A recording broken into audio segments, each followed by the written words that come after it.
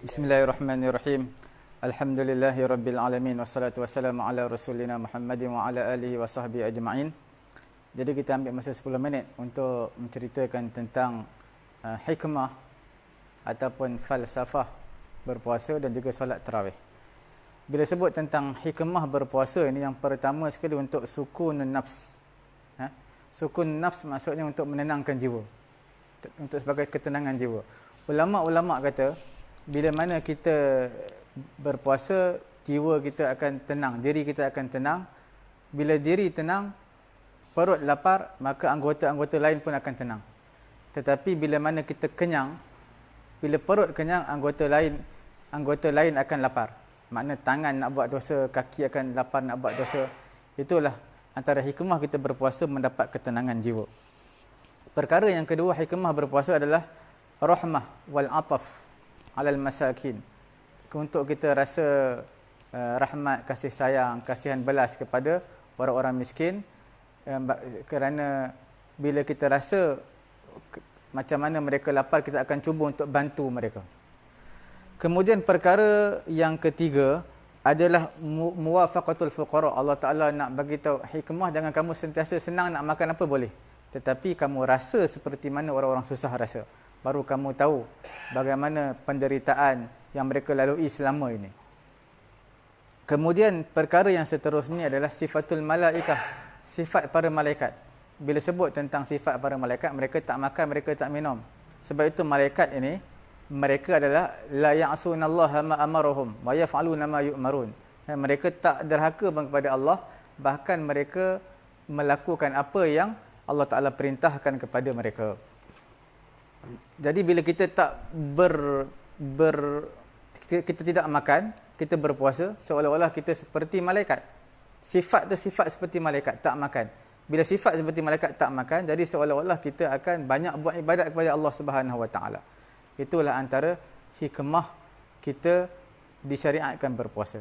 Kerana kalau kita lihat, manusia ni diberi dua benda, dua perkara yang penting, iaitu akal dan juga nafsu. Malaikat dia tak ada nafsu, dia ada hanya akal saja. Kita ada akal, ada nafsu. Jadi bila akal ini mengatasi, bila mana akal dapat kontrol nafsu, mengatasi nafsu, maka boleh jadi kita lagi tinggi daripada malaikat. Sebab malaikat tak ada nafsu. Tetapi bila mana nafsu telah kontrol akal, mana nafsu berada di atas, akal berada di bawah, maka haiwan tak sanggup buat pun manusia boleh buat. Sebab apa? Nafsu telah menguasai segalanya. Kemudian kita terus berpindah kepada topik kita, iaitu mengenai solat tarawih. Solat tarawih ini adalah solat yang khusus pada bulan Ramadan.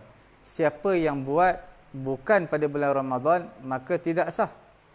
Solat tarawih ni dia hanya khusus pada bulan Ramadan. Gunakan dengan sebaik mungkin untuk kita sama-sama solat tarawih. Kemudian perkara yang berikutnya, solat tarawih adalah antara solat yang disyariatkan, disunatkan untuk berjemaah, sebab dia syiar Islam. Disunatkan untuk kita laksanakan secara berjemaah. Okey. Kemudian bilangan solat tarawih ini, perbincangan yang panjang, mungkin satu masa kita akan bincangkan, iaitu boleh 8 rakaat, boleh 20 rakaat untuk solat sunat tarawih. Kerana hadis daripada riwayat Imam Baihaqi lah, daripada Sa'id bin Yazid, dia kata pakanu yaqumuna ala ahdi Umar ibn al-Khattab. Sa'id bin Yazid kata mereka sahabat-sahabat Nabi ni, mereka mendirikan solat tarawih, yaqumuna tarawih, mereka mendirikan solat tarawih, au qiyamul lail, ataupun mereka qiyamul lail, mereka mendirikan qiyamul lail, iaitu solat tarawih lah, solat pada malam hari. Okey. Pada zaman Umar ibn al-Khattab, pada bulan Ramadan, mereka sembahyang 20 rakaat. Okey? Mereka sembahyang berapa? 20 rakaat. Jadi kalau kita lihat sejarah bagaimana Nabi sembahyang, bagaimana Abu Bakar sembahyang, kita tak boleh kata kita sembahyang 8 cukup seperti Nabi. Umar buat 20 rakaat. Jadi bila mana kita sembahyang seperti Nabi, ditanyakan kepada Aisyah bagaimana sembahyang Nabi, jangan tanya betapa panjangnya qiyam Nabi. Jangan tanya betapa panjangnya rukuk dan juga sujud Nabi. Jadi maksudnya Nabi sembahyang rukuk yang panjang, qiyam yang panjang. Jadi sampai ke waktu pagi, sampai ke subuh. Zaman Abu Bakar ni, zaman Sayyidina Abu Bakar, mereka sembahyang, anak Abu Bakar kata, kami balik tergesa-gesa ni, balik sembahyang tarawih tergesa-gesa nak makan sahur. Nak begitu panjang sembahyang dia. Sampai pada zaman Osman pun, zaman Abu Bakar pun begitu, mereka sembahyang tarawih ni sembahyang bertongkat tau. Bertongkat. Sebab apa? Panjang sangat imam tu baca. Panjang. Bertongkat. Jadi maksudnya tak boleh kita samakan zaman kita dengan zaman mereka, walaupun mereka sembahyang 8 rakaat tapi panjang-panjang. Okey, kita nak buat 8-20 tak jadi isu lah. Okey, dua-dua boleh. Nanti kita akan bincangkan hadis dia pada masa-masa yang lain.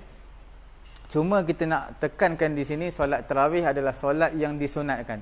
Bila bermula solat tarawih ya, bermula selepas daripada sembahyang fardu isyak. Berakhir waktu dia sampai azan subuh.